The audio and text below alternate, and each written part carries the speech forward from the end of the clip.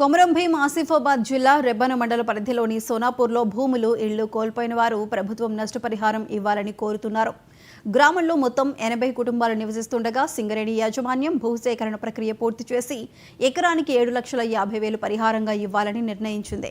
కానీ దీనికి ఒప్పుకోని గ్రామస్తులు తమ కుటుంబాలకు ఉపాధి దొరికే భూమిని కోల్పోయి రోడ్డున పడాల్సి వస్తుందని ఆవేదన వ్యక్తం చేశారు. ఎకరానికి 60 లక్షలు ఇచ్చి ఇంటికో ఉద్యోగం ఇవ్వాలని డిమాండ్ చేస్తున్నారు. అవుతుంది.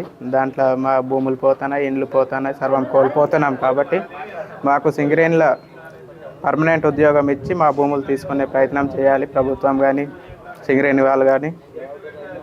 లేని ఏడల మేము భూమి ఇవ్వం, ఇల్లు కూడా అక్కడి నుంచి వెళ్ళే పరిస్థితి లేదు.